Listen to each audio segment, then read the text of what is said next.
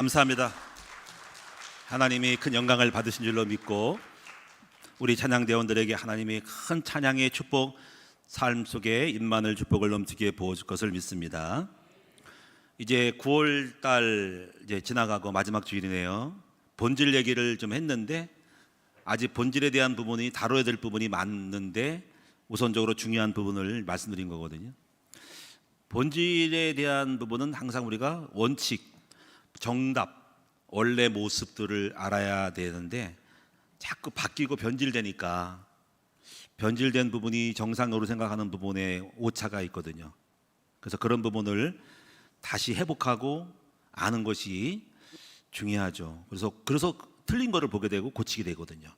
그래서 교회의 본질, 이것도 좀 찾아야 되는데 그 교회의 본질에 대한 거는 말씀을 못 드린 거고, 또 여러 가지 있잖아요. 뭐 성도의 본질, 목회자의 본질, 전도의 본질, 기도응답의 본질이 많은데 하여튼 그런 부분은 계속적으로 이제 설교를 통해서 말씀드릴 부분이고, 오늘은 이제 새로운 마지막 주제고 다음 달로는 새로운 주제가 나가는데 뭘 여러분이 중요한 게 다뤄야 될까 할 때 이거 신앙의 본질, 이걸 다뤄야 된다는 거예요. 신앙의 본질이라는 건 뭐냐면은 저와 여러분은 어쩌면 이제 교회를 다니는 거란 말이에요. 교회를 다니다고 하는 여러 가지 그 이유가 있잖아요. 목적도 있고. 근데 본질이 뭐냐는 거죠. 뭐 때문에 다니나 이거죠. 예수 믿으면 복도 받고 하는데 예수, 바로 복 이렇게 되냐 이거지. 그게 아니고 예수 믿으면 복을 받게 맞는데 그건 따라오는 거고, 중요한 것은 바로 뭐냐, 신의 성품을 회복하는 것이다. 그러면 복이 온다 이렇게 되는 거예요. 그래서 이제 정답을 가지면 신앙의 본질은 뭐냐, 한마디로 말하면 하나님의 형상 회복이다. 그러면 하나님의 형상 가지면 복이 따라와. 하나님 자신이 되는데 복이 안 오겠어요? 저절로 오는 거지. 그러나 또 여기서 하나님의 형상을 회복할 때 물질의 복을 못 받을 수 있고 어렵게 살 수도 있어. 그렇다고 그 사람이 실패한 게 아닙니다. 다만 안 받은 것뿐이에요. 필요에 의해서 안 올 수 있는 거죠. 예수님 보세요. 예수님 돈 많이 벌었어요? 예수님 집이 있었어요? 그러면 이제 복을 못 받았겠네? 출세했어요? 아니잖아요. 그러면 성공하지 못한 건가? 아니잖아요. 그러면 또 예수님 그렇게 산 것이 정답이냐? 또 아닙니다. 성도들은 또 복도 받고 잘 되기도 하니까. 중요한 것은 바로 하나님의 형상을 회복하고 주의 뜻대로 살아갔냐가 중요한, 이것이 바로 신앙의 본질이라는 거죠. 그래서 우리는 이런 결론으로 하나의 단어로서 모든 의미들을 집약할 수가 있죠. 바로 예수님의 제자가 되는 것. 예수님의 제자가 된다고 하는 것은 다 포함되어 있어. 그분이 가신 뜻, 길, 목적, 삶, 방향, 마인드, 성품 다 들어있죠. 그리고 제자가 됐을 때 복을 받을 수도 있고 감옥에 들어갈 수 있고, 그건 따라오는 거니까. 그렇다고 그래서 실패한 게 아니죠. 그래서 우리는 예수님의 제자가 되는 것이 바로 신앙의 본질이라 하는 거죠. 그 가운데 무엇이냐면 바로 신의 성품을 회복하는 것이다 라는 것이죠. 그래서 여러분이 이제 신앙생활은 무엇이냐면 이렇게 말할 때 결국 이렇게 한마디로 딱 집약할 수 있죠. 바로 이 뭐냐면 창세기 1장 27절 28절 회복이다 하는 거죠. 그럼 27절 창세기 1장 27절은 무엇이고 28절은 뭘까요? 의미를 보면은 27절에 이렇게 되잖아요. 하나님이 인간을 만들 때 하나님의 형상으로 만들었다. 하나님이 인간을 하나님 형상으로 만드시고 그 다음에 28절에 돼요. 복을 주시되 생육하고 번성하고 정복하고 다스려라 할 때 여기서 이제 27절과 28절이 이제 차이가 나는 거예요. 하나는 27절은 하나의 그 의미, 존재적인 상태를 말하는 거죠. 하나님의 형상으로 만들었다. 28절은 그 존재가 됐을 때 따라오는 복이에요. 영어로 말하면 have. 그 27절은 tobe라 그래요. 소유, 존재와 소유. 존재하는 거야. 하나님의 형상을 가지면, 존재가 되면 have가 온다는 거야. 가지게 된다는 거야. 그래서 27절, 28절이 우리 인간의 원래의 목표고 모습이죠. 그래서 신앙의 본질은 뭐냐면 결국 이거죠. 창세기 1장 27절 28절 회복이다라고 단언할 수가 있죠. 그래서 우리는 28절을 다 원해요. 생육하고 번성 잘 되고 사업 잘 되고 복 받고 생육 번성 정복하고 여러 가지 막 다스리고, 근데 이것이 원하지만 원래 27절이 돼야 된다 하는 것입니다. 그래서 우리는 이제 여기에 초점 맞춰야 돼. 무조건 28절 막 가지려고 하지 말고 27절이 되면 저절로 따라와. 그래서 여러분 여러분 이제부터 신앙생활 할 때 하나님의 형상을 회복하는 우리 큰나무교회 모든 성도들 다 될 수 있기를 축원합니다. 그럼 어떻게 회복하냐는 거지. 그래서 이제 여러분이 이제 이런 것들을 앞으로 배우면서 이제 결국은 교회 다니는 것은 예수 담는 거야. 그리고 중요한 건 예수 초점, 예수 성품을 담는 거지. 그리고 먼저 첫 번째로 보시면은 인간은 사단 때문에 신의 성품을 상실하였다. 자, 그 상실했던 사건이 어디 있어요? 바로 창세기 3장 사건이라는 겁니다. 창세기 3장 사건 아시죠? 바로 뱀. 사실 뱀이 눈에 보이는 뱀이 아니고 사단이 뱀의 모습을 통해 들어왔다.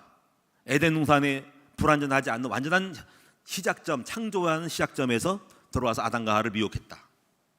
선악과를 따먹었다. 이런 건 여러분 아시잖아. 그래서 선악과를 따먹으러 죄가 들어왔다. 그 한 사람의 죄로 말미암아 죄성이 들어왔다. 죄의 결과인 사망이 왔다. 그래서 한 사람 아담으로 말미암아 죄가 세상에 들어가고 사망이 왔고, 그래서 아담 때문에 모든 사람이 다 죄를 유전을 받아서 사망이 왕노릇했다. 이것이 바로 사도 바울이 말했던 로마서 5장 12절의 죄론이에요. 죄론, 죄에 대한 논리요. 5장 12절에 되어 있어. 아담은 한 사람으로 죄와 져서 사망이 온 것처럼 모든 사람이 그 자식들이 아버지가 그러니까 자식도 그것처럼 똑같이 했다는 거야. 그래서 사망이 왔다는 거야. 그래서 이제 이 창세 3장으로 해서 무엇이 되면 죄성이 들어온 거예요. 죄성이, 죄라는 성품이 들어온 거예요. 이것이 시작이에요. 시작. 그래서 여러분이 이제 성경 읽다 보면 창세기 이제 4장에서 이제 그 죄성이 들어온 그 자녀의 모습이 나와요. 그게 바로 누구냐면 가인이에요. 아담과 하와가 결혼해가지고 아들을 둘 낳았는데 하나는 가인이고 형이 가인이고 동생이 아벨이에요. 4장에서 보여준 것은 이렇게 죄가 들어오는 모습을 한 인간에게 어떻게 들어가가지고 흑암이 들어가서 그 인간을, 사람을 죽일 수 있는 정도까지의 성품을 조작을 했는지, 조종하고 있는지에 대한 걸 보여주는 것이 4장이에요. 이런 사건이잖아요. 이제 둘이 이제 하나님을 창조된 존재로서 예배를 드리는데, 뭐 곡식으로 가인은 곡식으로 드리고 아벨은 동물 양의 피를 드렸다. 뭐 제물 여러 가지 이유가 있겠지만은, 근데 하나님이 가인에서는 안 받으시고 아벨은 받았어. 했더니 가인의 마음에 화가 났어. 왜 내 예물 안 받아요? 느껴. 예배를 드렸는데 뭐 안 받는 것 같아. 응답이 없는 것 같은 거예요. 그래서 화가 났어. 왜 응답이 없어요? 왜 교회 와도 아무런 답이 없어요? 하고 화가 났어. 그래가지고 근데 응답받은 아벨을 보고 화가 나고 시기가 났어. 저 인간은 잘 되는데 나는 왜 그래? 속에서 막 분노가 일어나고 저 인간이 없으면 내가 잘 나갈 텐데 라는 분노와 시기와 증오가 일어나는 거죠. 이제 이것이 바로 인간 속에 들어있는 성품의 모습이에요. 시기, 질투, 분노, 살인, 이런 거, 충동, 혈기. 그래가지고 이제 그들의 이게 결과가 삶의 현장에서 농사를 지러 밭에 나갔을 때 앞에 나가서 뭐 싱글벙글하고 노래 부르고 이렇게 곡물을 추수하고 나가는, 또 동물을 가축을 키우는 동생을 보고 아무도 없잖아. 저 인간 먹었으면 내가 최고인데 마음속에 막 분노가 나가지고 갑자기 충돌이 나가지고 돌멩이를 들고 뒤에서 돌로 친 거죠. 아벨은 죽었잖아. 순식간에 그런 어떤 충동질을 당해서 그 속에 있는 그 죄성이, 흑암이 발작을 해가지고 동생을 쳐서 죽여서 아벨은 죽었어요. 둘밖에 없는 그 형제 중에 한 명 아벨을 형이 동생을 죽인 사건이라는 거예요. 하고 나니까 두려워. 그게 4장 이야기. 두려워서 막 무서워. 그래서 형벌이 죄의식이 오면서 혹시 지나간 사람마다 동물도 나를, 번개도 지진도 나를 죽이는 게 아닐까 하고 두려움에 떨어서 형벌을 면하러 가는 그 얘기는 그 다음 얘기예요. 여기서 4장에서 이제 바로 이제 인간의 죄성이 들어왔다는 얘기를 하고 싶은 거야. 그런데 하나님이 육체의 죽음을 면하게 해주고 살게 해주면서 그 대신 아벨 대신에 하나님이 또 자식을 주는데 그 자식이 셋이라는 새로운 아들이에요. 아벨이 죽고 그 대신 새로운 아들을 주는데 셋이에요. 그래서 이제 인류가 두 종류로 갈라지죠. 하나는 셋의 후손, 가인의 후손. 가인의 후손은 하나님을 잘 모르고 육적인 혈기로 세상으로 나가는 한 혈통, 하나의 혈통이 생겨서 두 혈통. 이것이 오늘날 말하면 하나님 없이 살아가는 육신적인 육체의 정욕과 욕망을 따라가는 혈통 하나. 또 하나 혈통은 하나님을 섬기고 예배하기 좋아하는 혈통, 바로 셋의 혈통이 있어요. 그래서 두 혈통이 지금 4장 지난 다음에 5장에서 족보가 쫙 나와. 이 두 혈통의 이야기가 인류의 두 족, 지금도 두 혈통이야. 하나님을 믿는 거룩한 영적인 혈통, 예배드리기 좋아하고 하나님 은혜를 받기 좋아하고 기도하기 좋아하고 하나님과 동행했다고 하는 거. 그래서 무두셀라 같은 거 하나님과 동행해 승천하기도 하고, 그리고 연도가 나고 향수했다고 하고. 하나는 가인의 후손에 나오는 이 두 종류가 이제 세력을 키우는 거야. 그런데 여기서 하나님의 셋의 후손은 하나님의 영향을 받고 가인의 후손은 마귀의 영향을 받아. 그래서 이제 6장으로 넘어가면서 6장에 네피림 시대가 오는데, 네피림은 언어로는 나팔, 하늘에서 떨어지다. 그러면 하늘에 악한 영이, 악령이 떨어져서 내려와서 그 인간 속에 들어가서 아기를 낳는데, 어떤 면은 해석하기 어려운 부분인데 천사와 인간의 어떤 그 만남을 통해 가지고 영웅이 나왔다고 하는 설도 있는데, 어떻거나 신을 받아 그래가지고 히어로가 나와, 영웅이 나오는 거죠. 근데 그 영웅이 골리앗 같은 어떤 거인이 나온다는 거죠. 다시 말하면 그 몸집만 아니라 탁월한 재능을 갖는 인물이 나오는 거예요. 히어로, 영웅. 오늘날 말하면 뛰어난 어떤 사람들, 머리가 좋은 사람들, 영웅들, 스포츠 스타, 연예인들, 남들보다 압도적으로 멋지고 잘생겼어. 그래서 사람이 따르는 스타들, 스타 플레이어들이 나오는 거죠.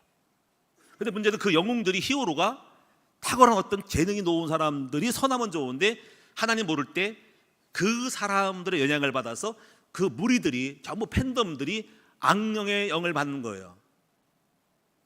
여러분, 이거를 세상을 볼 줄 알아야 돼. 이건 정치에도 있어. 한 사람이 악함으로 그 악한 사람을 따르는 무리들이 전부 악함으로 가서 판세가 기울어지는 거야. 그래가지고 6장에는 하나님의 백성도 다 넘어갔어.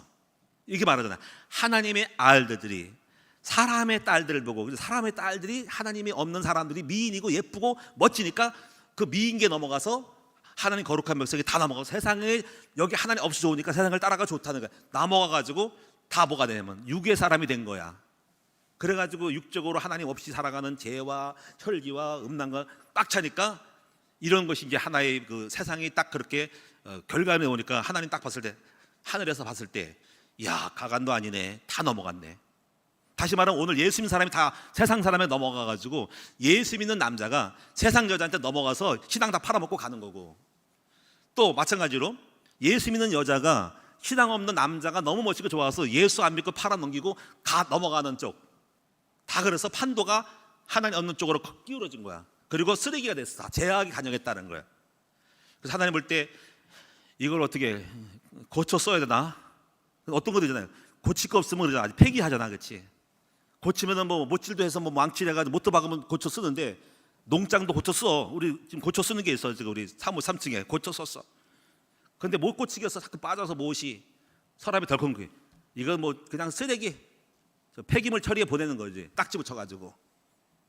하나님 보실 때 그래가지고 이 땅에 안 되겠다, 쓸어버리자 해서 물 청소한 거야. 물 청소. 집안 더러우면은, 쓸다가 더러우면은, 야, 이게 뭐 안 되겠다, 호수 끌고 와. 고압 호수 쫙 해서 약품 뿌려가지고 팍팍 해가지고 긁어가지고 물로 쫙 세척해버려. 그게 노아홍 사건이야. 다 썰어버렸다. 그게 창세기 6장 사건이야. 이때 여기서 하나님의 은혜를 받은 사람이 노아 가족이죠. 8명이 방주를 만들어 그때 하나님의 백성이 남은 거야. 고명만 남아 8명 남았어. 그때 인구는 얼마인지 모르지만 방주를 져가지고 살아남아가지고 다 죽은 다음에 노아 식구 8명 남아서 새로운 출발. 잘 됐겠죠, 그렇죠? 근데 아니, 안 됐어요. 역시 또 그들도 또 자식을 3명을 낳고 또 번성해가지고 결혼해가지고 막 번성하니까 또 죄를 져. 또 바벨탑을 쌓고 하나님 없이 살 수 있다, 탑을 쌓는 거죠. 이게 11장이야. 그 여기서 우리가 뭘 알 수 있냐면은 인간은 잘못해서 죽기도 하고 소멸하고 살아나서 이렇게 뭔가 있는데 본질적인 영적인 문제를 이 땅에 깔려 있는 거야. 그게 바로 사단과 죄성이 있을 때는 새로운 인간을 만들어도 그 사단 흑암이 또 들어가서 그 인간을 바뀌니까 이 땅의 본질적인 문제는 뭐냐면 바로 사단의 흑암의 세력과 그 죄성에 대한 거를 끝장을 안 내고는 계속 이 오염된 바이러스 땅에 들어가 봐야 아무리 벽 청소해도 바이러스가 그 안에 깔려 있으면은 그 안에 들어간들 사람을 바꾸고 새로 와도 병거리니까 근본적인 원천적으로 창세함장의 죄와 저주 마귀를 꺾어야 된다는 결론을 이루면서 하나님은 플랜을 짜죠. 바로 그것이 바로 예수 그리스도를 보내셔서 근본적으로 인간을 오염시키고 죄성을 주는 이 더러운 흑암의 세력을 죄와 사망의 죄성과 흑암을 꺾어서 마귀를 때려잡아가지고 온전히 근본적으로 해결해야 되겠다 싶어서 계획하신 그 사건이 바로 예수 그리스도 오신 사건이랍니다. 그리고 그 민족을 택했는데 바로 이스라엘 민족을 택한 것이라. 오랜 세월을 이스라엘 민족을 그렇게 쓰신 이유는 다양한 상황과 역사적인 환경을 통해서 장차 하나님을 믿는 백성이 살아가야 될 법도와 율례와 또 율법을 줌으로써 율법하지 않는다는 그 인간의 한계를 깨닫게 하여 한때의 시간표 속에서 이스라엘 민족을 선택해서 때가 차며 마침내 예수가 오셔서 드디어 근본적인 창세기의 흑암의 원죄, 저주, 사단, 마귀를 꺾기 위한 주님의 계획이 성취되죠. 바로 그 계획이 십자가 죽으심의 부활함으로 흑암을 꺾는 사건이 일어난 것입니다. 그러나 이렇게 했어도 여전히 구원받은 백성이 일어남과 함께 흑암의 세력의 그 죄성은 남아있어서 불신자들을 계속 주장하고 있고 지금도 여러분도 마찬가지로 예수 믿는 여러분 속에 여러분이 예수 믿고 다 끝난 게 아니고 여러분 속에 이미 한 농사하셨을 때 10마지기 있으면 밭에 10마지기 있으면 한두 마지기가 그 3마지기, 4마지기, 5마지가 거기만 지금 아직 영이 있고 나머지 복음이 없는 그 자리는 흑암의 자리가 돼서 그 벌레가 해충이 있는 거예요. 이 두 가지로 밭이 좋은 밭과 나쁜 밭이 공존하면서 가는 거죠. 이것을 영과 육이라 그러고 성경은 이 구분을 겉사람과 속사람이라 그러는 거고 또는 옛날 것을 옛사람, 새사람이라고 하는 것이 이중적인 구조를 갖고 있는 거예요. 지킬박사 하이드처럼 하나는 선을 행하게 좋아하는 영이 있고 하나는 나쁜 것이 있다는 거예요. 이 두 갈래에서 여러분들을 교회 오신 거예요. 원래 아무것도 없다가 오셔서 주님이 들어가서 두 개의 밭이 생긴 거죠.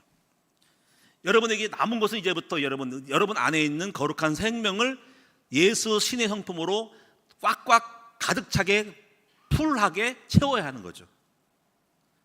옛사람을 벗어버리고 새로운 사람으로 신의 형상으로 체인지를 해야 하는 작업이 남아있다. 근데 100% 완벽하게 되지는 않아. 얼마큼 퍼센테이지를 되냐가 문제죠. 그럼 이런 것들을 여러분이 이제 눈을 열으셔야 하는 거야. 그래서 로마서 3장 29절에 보니까 이런 부분에 대한 한 부분이 이렇게 표현하는 거죠. 이 세상은 의인은 없고 다 죄인이라는 거죠. 그래서 이렇게 간대. 바울이 말했던 로마서에 말했던 세상 인간의 모습들 제가 읽어드릴게요. 불의, 초악, 탐욕, 악의, 시기, 살인, 분쟁, 사기, 아까는 시기고 사기, 악독, 비방, 능욕, 교만, 자랑 이런 것들이 전부 다가 사형에 해당한다고 하는 인간의 성품으로 나오는 본질적인 모습을 선포하고 있는 거예요, 바울이. 그래서 다 죄인이고 죽었다. 벗어날 길이 없다.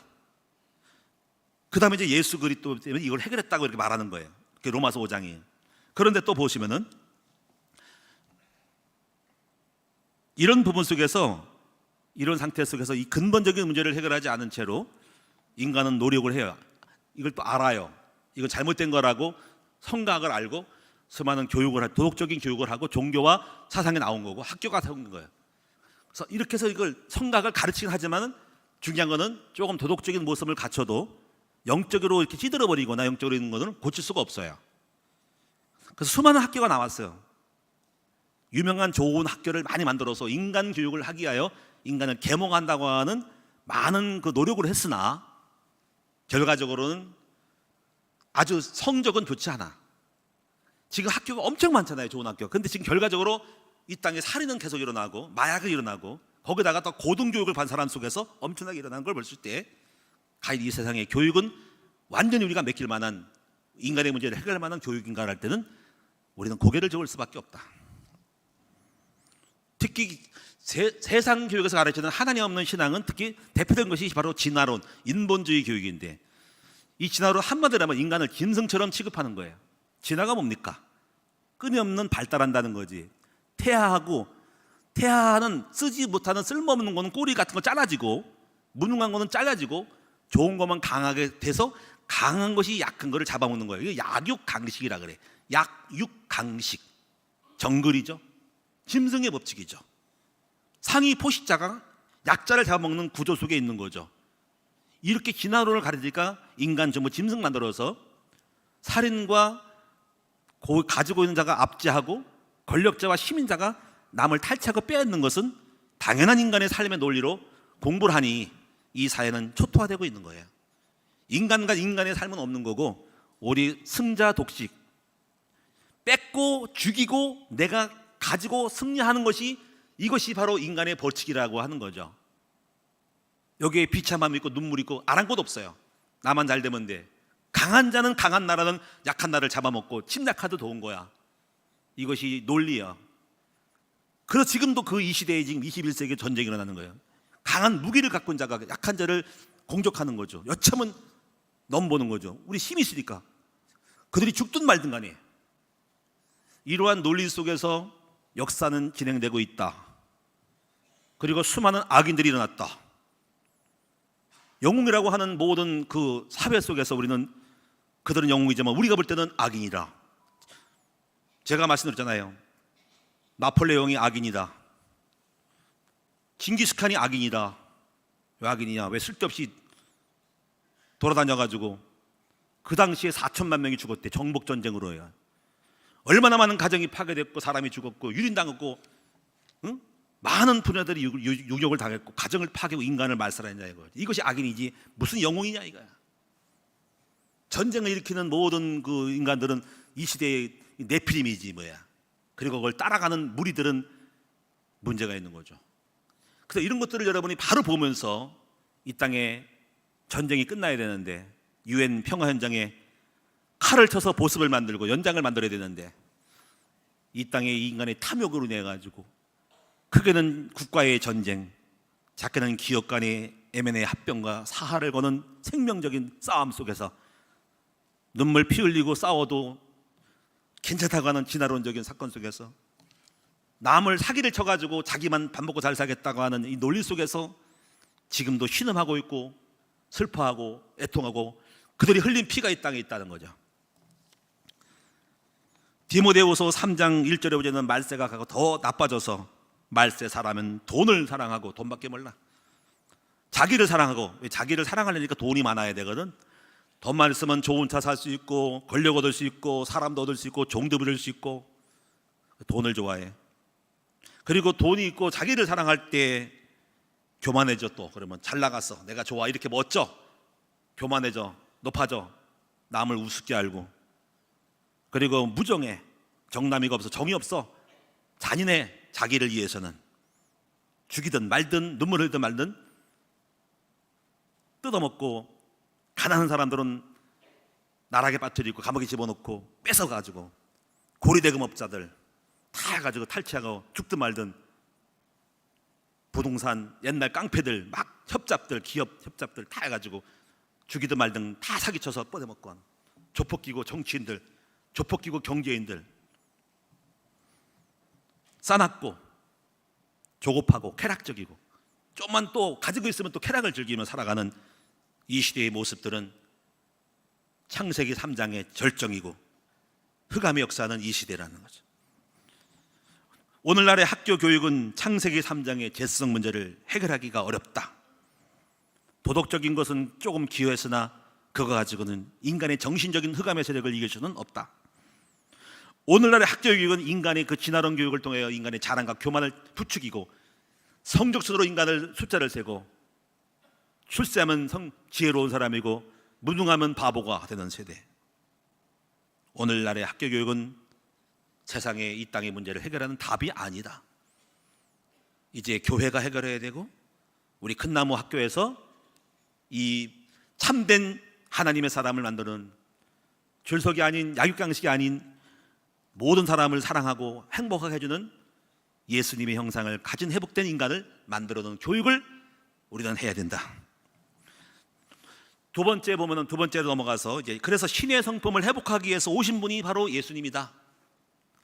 아무도 하나님을 본 사람이 없다. 그 하나님을 봤으면 닮을 텐데 하나님은 너무 멀리 먼 당신이라 그런 것 같아. 그래서 하나님도 아시고 나를 보여주기 위해서 누구를 보냈냐? 예수를 보냈다. 예수님은 이걸 자기를 알았어. 그래서 이렇게 말했잖아요. 아무도 하나님을 본 사람 없을 때 독생하신 예수가 나타냈다라고 요한복음 1장 18절에 선포하고 있죠. 나는 하나님이다. 나를 봤으면 하나님을 봤다라고 하는 거죠. 우리는 이걸 깨달아야 돼. 하나님을 본 사람이 없기 때문에 그 하나님을 봐야므로 알기 때문에 모델을 봐야 되기 때문에 예수를 보여주신 거야. 예수는 하나님의 현현이라는 거예요. 육신의 몸을 입고 성육신 하신 분이라는 거야. 그러니까 우리는 하나님을 닮으려면 예수를 닮는 거예요. 예수를 닮는 거야. 예수를 닮는 게 실제적인 거야. 그래서 오직 예수만 바라보는 거지. 그 예수를 따라가는 게 제자라는 거지. 그래서 우리는 이제부터 예수를 연구하고 예수님을 닮는 데 노력을 해서 예수의 성품과 예수의 그 삶을 예수님의 성품, 예수님의 목표, 예수님이 가신 길, 예수님과 함께 따라 예수님처럼 말을 하고 예수님의 능력과 권세를 가지고 예수님처럼 분노하고 예수님처럼 울고 예수의 심장을 갖는 거지. 이것이 바로 우리가 가져야 될 신앙생활의 과업이고 계속 끊임없이 주님을 닮아야 돼. 결국 이렇게 보다 보면 바로 제자가 되는 것이 바로 예수의 제자가 되는 것이 하나의 핵심적인 단어라고 할 수 있죠. 가장 기본적으로 배울 성품은 뭘까요? 온유와 겸손. 주님도 직접 말했어. 마태복음 11장 28절에 나는 마음이 온유하고 겸손한 내게로 와서 배우라. 저도 그렇게 생각을 해요. 제일 먼저 우리가 크게 못 배우니까 하여튼 예수를 닮으려면 일단 온유해야 될 것 같아. 겸손해야 되고 낮아지고 자기를 죽이고 온유, 겸손, 부드러워야 돼. 거칠면 안 돼. 예수는 거칠지 않았어. 따뜻했어. 부드러웠어. 여러분 그래서 예수 안에 있으면서 여러분이 많이 성품이 좀 다뤄줘야 돼. 샌빙을 하든지 롤을 갈아가지고 부드럽게 만들어야 돼. 거친 단면을 갖다가 싹 갈아야 돼. 하나님 그 갈기에서 여러분이 많은 갈등이 있는 거지. 사람의 갈등, 경제의 갈등, 병들고 그래서 갈아져서 좀 부들부들하게 소금에 좀 쩔어가지고 뻣뻣한 걸 좀 줄여가지고 뻣뻣한 걸 부드럽게 좀 삶아가지고 좀 부들부들해서 먹기 좋은데 뻣뻣하면 못 먹거든. 그래서 온유와 겸손함이 굉장히 중요한 거야. 뻣뻣하면 안 돼. 거칠면 안 돼. 따뜻하면 안 돼. 따뜻하고 온유한 사람이 최고 좋은 거지. 그게 바로 예수 닮는 거니까. 우리 큰나무 성도들은 이미 다 온유 겸손하니까 늘 부드러운 사람이 됩시다. 온유한 사람이 됩시다. 우리 옆 사람 인사합시다. 하나님께서 우리를 보실 때 온유하고 겸손한 모습을 기뻐하십니다. 싸나없지 마세요. 거침을 하지 마세요. 따뜻하지 마세요. 따뜻하면 안 돼. 부드럽게 좀 온유하고 좀 겸손하고 낮아지고 이렇게 됐으면 좋겠어요. 낮아짐. 그리고 제가 볼 때는 고린도서 13장에 사랑장 있죠. 그 사랑장이 예수님의 성품을 담는 거예요. 자랑하지 않고 무례 행하지 않는 거잖아요. 자랑하는 게 안 좋아. 그 예수님이 자랑하지 않았어. 항상 하나님을 자랑해야지 자기 자랑 뽐내면 안 되는 거야. 이것도 자꾸 복음적인 마인드, 예수를 닮아야 돼. 그리고 무례 행하면 안 돼. 무례 행하는 거는 상대방을 압도하고 압제하는 거야. 우리가 항상 자기를 낮출 때 상대방이 높이는 거거든요. 이걸 잘 배우셔야 됩니다. 내가 권위를 나타내면 상대방이 줄어들어. 그럼 그 사람을 죽이는 거야. 상대방을 높이려면 내가 낮아져야 돼. 그러면 항상 존댓말을 쓰고요. 상대방을 높일 수 있는 나를 낮추는 사람일 때 상대방이 우월해지는 거야. 그것이 주님이 원하는 거야. 그럼 상대방도 마찬가지로 자기를 낮추고 상대방을 높이는 거죠. 그럴 때 서로가 낮아지면서 높아지는 거야. 이게 얼마나 아름다워요. 그렇죠? 그리고 가능하면 예수님처럼 자기를 죽여서 마음속에 뭔가 못마땅해도 좀 자기를 죽이고 손해보고 가는 거. 이런 게 그게 예수를 닮는 거죠. 하여튼 여러분이 신앙생활 하면서 자꾸 예수를 닮아야 돼. 그러면 행복이 와. 가정에도 부부사이에도 예수를 닮고 온유 겸손하면 화목이 되고. 근데 이것이 안 되고 뻣뻣하고 자랑하고 높아진 마음이 있으면 반박하고 싸우고 부딪히다가 깨지는 거야. 교회도 이런 일이 많아. 교회에서 거칠고 싸납고 딱딱하니까는 너무 권위적이고 그러니까는 교회가 힘들어. 무섭고 힘들어. 이거는 복음이 아닌 거야. 예수를 닮지 못한 거야. 아니 어리석은 것이고 어린아이야. 우리는 이렇게 배우면 안 돼. 지식이 많을 무슨 소용이 있어요. 좋은 학벌이 무슨 소용이 있냐고. 차라리 국민학교를 초등학교를 나오고 예수 잡는 것이 최고 높은 것이지. 아무리 유학을 갔다 오고 최고 높은 데 갔다 와도 그리스도가 없으면 빵점인 거야. 이것이 성경 교회 안에 윤리이고 논리인 거예요. 우리는 여러분들이 교회의 특성을 알아야 돼. 교회는 이런 상 때문에 끊임없이 몸부림치고 싸우는 것이 교회예요. 왜냐면요, 여러분 저기 그 시야에 보면은 방조제가 있다고. 마감할 때는 여기 물이 다 더러운 물이 된다고. 환경 난리가 나가지고 오염된 물이라 그랬어. 근데 어느 날 수문을 개방했어. 했더니 바닷물이 들어오고 섞여가지고 희석돼가지고 이제 물고기가 좋은 게 산다는 거야. 교회는 이런 거예요. 교회는 거룩한 사람만 있는 건 아닌 거예요. 왜냐하면 하나님이 없는 사람들이, 세상에 있던 사람들이 답답하고 괴로워서 교회에 들어오시는 거예요. 그럼 거기에는 뭐가 있어요? 많은 재성 있는 사람이 올 수 있죠. 그럴 때 새로운 분들이 많이 왔을 때 100%다 그렇다는 게 아니고 나름대로 세상적인 재성이 있을 때 우리가 받아들일 때 교회는 끊임없는 문제가 생기는 거예요. 항상. 그렇죠? 그러면 교회는 끊임없이 강력한 내면의 힘을 가지고 정화시키는 장치를 갖고 있어야 돼요. 거기에 말려들면 안 돼. 그리고 여러분 봤을 때 교회가 왜 저래? 하고 어떤 일부 사람을 보고 실망하면 안 되는 거야. 왜냐면 이미 교회에 나왔을 때는 그분들이 세상에 있는 것을 갖고 왔기 때문에 그 표현인 것뿐이지 우리는 그리스도의 아비의 마음 가지고 다 품으면서 하나님의 새로운 신입 성도님들을, 새신자들을 다 품어서 예수의 사람으로 만들기 위한 과정 속에 있기 때문에 그런 갈등과 연약함들을 충분히 이해하고 받아들일 줄 알아야 된다는 거죠. 아멘. 그래서 우리 자신이 정화가 돼야 돼요. 우리를 만나면 예수를 바뀌는 거죠. 그래서 목회자나 중직자가 중요한 거예요. 우리를 보고 예수를 닮는 거야. 또 그렇게 보고 배우려고 온 거야. 근데 볼 게 없어. 우리가 똑같으면 안 되는 거야. 우리 뭘 보여줘야 됩니까? 가정에서도 그렇고 교회에서도 예수를 보여주면서 그 변화될 수 있도록 만들어야 하는 거죠. 자, 그러면 이제 이런 것들을 이렇게 보여지는 그 현상들이고, 그래서 끊임없이 교회는 제가 이렇게, 교회는 목욕탕이다. 교회는 목욕탕이라는 거야. 목욕탕에는 누가 갑니까? 깨끗한 사람이 가는 게 아니라 때가 있어 가는 거예요. 때가 와서 어떻게 목욕탕 가서 때 미는 거 오는 거야. 그 과정 중에 있는 거예요. 그런데 또 다 끝난 또 와. 새로운 사람이 들어와. 빨리 물 갈아야 돼. 그러면 또 교회는 끊임없이 들어와. 오늘 다 거룩해졌어. 다 켜졌어. 다 닦았어. 근데 내년 여기 신입생 200명 들어왔어. 근데 하나님 없는 사람이 들어와서 또 물이 또 깨끗해져야 돼. 또 섞였어. 그러면 또 끝나서 또 와. 그래서 교회는 끊임없는 전투하는 교회. 갈등이 많은 것이 정상인 거야. 이걸 보고 여러분 실망하지 말고, 여러분 우리는 먼저 아비의 마음을 가지고 어떤 모든 사람들을 흡수할 수 있는 여가장치가 되는 정화장치는 이런 사람을 가서 아버지, 제자가 되는 거야. 그런 사람이 많아야 되겠죠.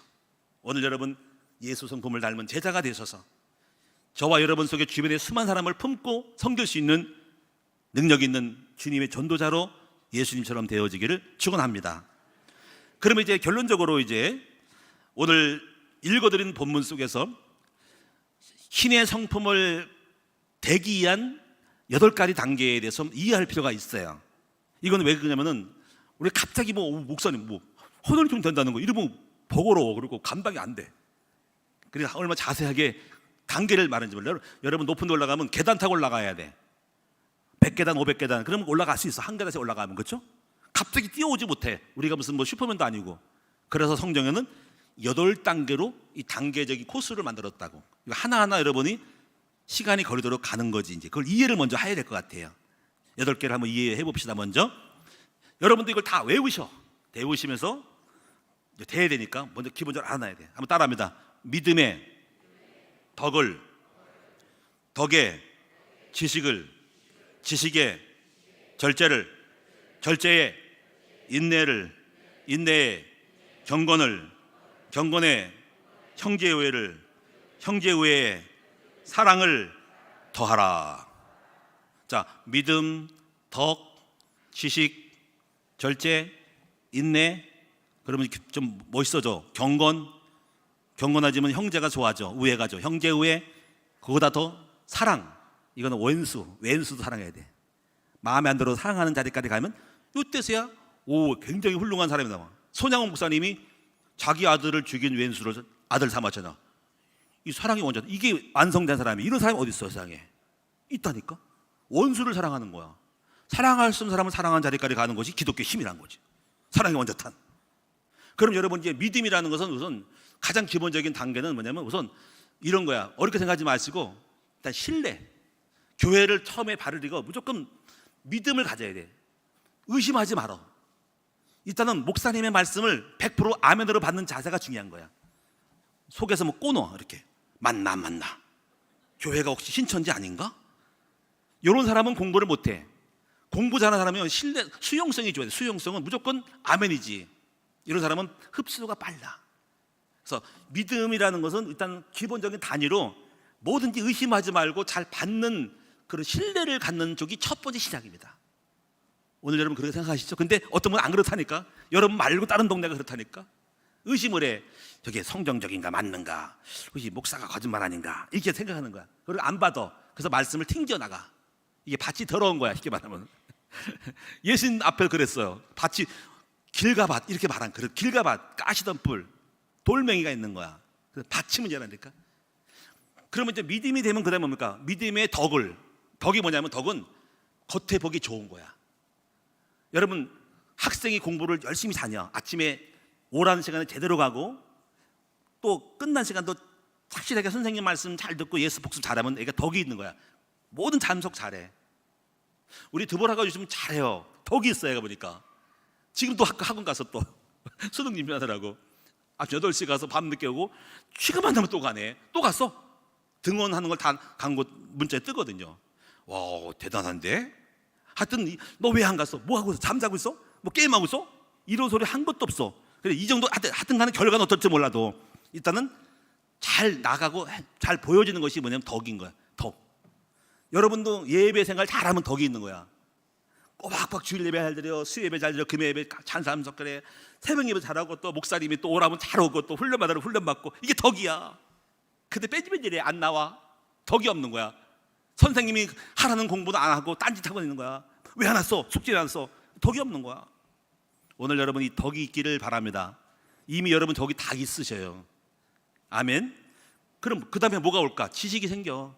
아는 곳이 많아지죠. 한 번 온 사람하고 두 번 온 다르잖아. 그래서 믿음이 있으면 덕이 있고, 덕이 있으면 지식이 온다니까. 그래서 많이 알아요. 한번 보세요. 여러분이 우리 큰나무교회 여러분 예배 잘 들어보세요. 굉장히 많은 지식을 얻게 될 거예요. 제가 하는 말마다 또 여러분이 교회 훈련마다 엄청난 영적 지식을 갖고 있는 거야. 보통이 아닌 거예요. 여러분 다 가르칠 거니까. 그러면 하여튼 3년 정도만 되면요, 빵 뚫립니다. 속담이 있잖아. 서당계 3년이면 뭘 없는다 그러잖아. 풍을 없는다 그러잖아. 그냥 가만 붙어만 있어도 된다는 거니까. 일단 지식이 많아야 돼. 영적 깨달음이, 이런 오늘 말씀도 9월달에 말씀처럼 본질에 볼까, 이런 개념도 있는 거죠. 10월달에 또 어떤 개념인지 또 여러분 또 말씀할 건데 계속 받으면서 지식이. 자, 근데 여기서 그 다음 단계는 지식 끝나는 게 아니에요. 많은 사람이 머리만 커져 있어. 난 다 들었다. 엄청나게 훌륭한 설교를 막 들었대. 근데 알면 뭐해? 이제부터 진짜야. 바로 뭐냐면 믿음의 덕의 지식을, 요거는 서론이야. 그 다음부터 절제. 야, 진짜 내면에 이제 싸움이 들어간 거야. 못 참어. 절제가 안 돼. 속에서 막 열받으면 열을 그냥 토해내. 화가 난다고 화풀이를 막 하고 말을 잘 절제 못하고 막 나가네. 이런 사람들은 아직 덜 늙은 거야. 절제가 돼야 돼. 좀 밥도 굶을 줄 알고, 먹을 것도 좀 안 먹고, 좀 금식 많이 했고, 절제 많이 했고, 참는 거, 속에서 눌러 참고 자기를 컨트롤하는 내면의 절제. 이거는 내면의 많은 혈기, 속에서 막 쫑이 나고 막 싸우고 싶은 마음들을 절제하고 참고 꺾어버리는 거. 말하고 싶은데 말하지 않는 거. 싸우고 싶은데 싸우지 않고 혈기 안 부리는 거. 근데 여러분 못 참죠. 누가 뭐라고 조금은 열받아가지고 전화 대본하죠. 그 맞장을 끄죠. 말하죠. 토해내죠. 싸움 붙죠. 여러분 절제 좀 해보세요. 음식만 아니라 절제, 컨트롤. 저 금식 많이 했고 자기 싸움에서 나의 내면의 절제를 많이 하는 거야. 그러니까 유지되고 있는 거야. 지금 절제하고 있는 거야. 그 다음에 인내, 밖으로부터 온 사람, 고난, 핍박, 어떤 것도 잘 견디는 거죠. 흥분하지, 갈등하지 말고, 거기에 요동하지 말고, 어떤 바람이 불어도 끄떡없이 인내하면서 버티고 하는 거예요. 그 지금까지 왔지. 30년 동안 왔지 여기. 그러면 절제와 인내는 이제 내면이기 때문에 이거는 쉽게 안 되는 거예요. 이거는 여러분이 많은 싸움 속에 좀 오래 갈 수 있어. 그러나 이렇게 되면 그 모습이 딱 된 사람은 이렇게 보여. 그 다음 단계 보여. 경건해 보여. 사람이 멋져 보여. 잘 갈무리가 되고 굉장히 좀 신중하고 쉽게 여러분 흥분하지 않고 겉에도 여러분 많은 것에 유동하지 않는 사람 볼 때 사람이 좀 단정해 보이고 경건해 보이는 거죠. 오늘 여기 계신 분이 다 경건한 줄로 믿습니다. 경건이라는 것은 뭔가 폼이 나는 거야. 이제부터 멋져 보이고 아름다워 보이고 절제된 단정된 사람으로서 갈무리가 단정된 거야. 사람이 내면의 외면도 옷도 멋있고 단정된 사람은 절제가 보이고 경건해 보이는 거예요. 이런 모습이 영적으로 보이는 거예요. 그리고 뭐가 매력이 느껴. 남성 여성의 매력을 느껴. 잘 참는 사람이구나. 성숙하구나. 이런 경건한 사람이 모이면 뭐가 되면 형제 우애. 이런 사람 싸움을 안 하고 같은 공동체, 가정이든 사회든 집단이든 어떤 모임 속에서 잘 어울려. 다 컨트롤하고 있는 거야. 쉽게 흥분하지 않고 싸우지 않고 충돌 안 일어나면서 잘 조절하면서 그 공동체가 형제 우애가 생겨. 이런 사람은 가정을 이루면 가정이 그 안에 절제와 인내 속에 잘 가정이 화목되어져 있어. 서로가 부족함에 불구하고 잘 마무리가 되어 있다고. 공동체 속에서. 그러면 승리. 이것이 바로 하나님의 나라가 되는 거예요. 그래서 덕이 있고 화목하는 거죠. 화목해서 그 안에는 아름다운 모습이 딱 있는데 그 안에 절제된 내면의 겸손과 있는 거죠. 그러면 그 다음에 더 단계로 나가서 원수까지 사랑하는 사랑의 감감은 거기까지 하면 완성이야. 신의 성품이 되는 거죠. 자, 한번 따라합니다. 믿음, 덕, 지식, 절제, 인내, 경건, 형제우애, 사랑을 더하라. 더한다는 말이 또 의미가 있어. 그 전까지만 좋은데 좀 더하면 더 좋다는 거야. 더하라. 잘 안 되시는데 더하면 금상첨화라는 거야. 이렇게 돼서 신의 성품을 닮아가기 바랍니다. 오늘 여러분에게 이런 단어들이 내용들이 좀 부담이 안 됐으면 좋겠고, 다만 여러분들이 이거를 점검하면서 나 자신을 돌아보면서 나는 지금 어디에 있지? 믿음이 되어 있는가? 덕이 있는가? 남 볼 때 집사님 그러면 안 돼. 왜 교회도 안 나와? 뭐 어떻게 자주 안 보이더만? 이러면 안 되는 거야. 덕, 지식. 집사님 많이 알고 있네. 말하면 대화하면은 막 지식을 얘기하고 많은 걸 얘기하는데 물론 살면 안 되지만 거기다가 절제. 힘들 텐데 많이 참네. 집사님이 많이 참네. 성도 많이 참네. 또 인내. 힘들 텐데 어려울 텐데 누가 막 여러 가지 소리 듣는데 까딱도 않네. 시험 안 들었네. 뭐 시험 안 드는 거지 뭐. 절제 있네. 시험 안 드는 거야. 그러면서 뭔가 사람이 괜찮네. 사랑하고 싶고 도와주고 싶고 섬기고 싶은 괜찮은 사람으로 추천하고 싶은 사람, 추천서가 되는 거예요. 그때 이렇게 되어지기를 축원합니다. 따라서 될 겁니다. 되렵니다. 나는 반드시 신의 성품을 회복하여 축복을 따라오게 할 거다. 아멘. 저도 그런 거를 배웠어. 체험해가지고 간증할 게 많지만 이렇게 배우다 보니까는 제가 마음속에 사랑이 있고 자비가 있어서 할머니 한 분을 모시게 됐는데 결과가 왔어. 해부가 왔어. 우리 사모님하고 결혼하게 됐어. 조건이었는데. 그러니까 이게 바로 입양도 마찬가지야. 많은 부분에서 이렇게 예수님의 성품을 따라가다 보니까 축복이 이렇게 뭔가 따라와. 물론 안 와도 상관없어. 나는 행복하니까. 예수 닮는 것이 최고 고수야. 그렇게 되어지기를 축원합니다. 그러려고 우리를 부르신 거란 말이야. 그럼 오늘 마지막 결론적으로 보면 실족하지 않는데, 실족 안 한대. 이게 하나님께 실족하는 거야. 절제 안 되고 덕이 없고 형제와 내가 실족하는 거야. 근데 이렇게 되면 실족하지 않는데, 넘어지지 않는데, 시험 안 된다는 거야. 그리고 영원한 날에 들어간대. 천국과 이 땅의 축복을 받는다는 거예요. 우리 함께 승리합시다. 함께 가로갑시다. 도전합시다. 기도하겠습니다. 하나님 고맙고 감사합니다. 신앙의 본질, 신의 성품을 회복하기만 하면 하나님은 사랑하시고 우리를 사랑하시고 주변 사람은 우리를 좋아하고 만남의 축복을 줄 것이고 그리고 자연스럽게 물질 축복도 받을 것이고 형통하게 될 것입니다. 오늘 신의 성품을 회복하여 창세기 1장 27절 28절이 회복되는 성취되는 우리 모두가 되게 하옵소서. 예수님만 바라보게 하고 예수님만 닮게 해주세요. 끊임없는 몸부림과 도전 속에 나와의 싸움을 승리하게 도와주세요. 예수님의 이름으로 기도합니다. 아멘. 찬송하겠습니다.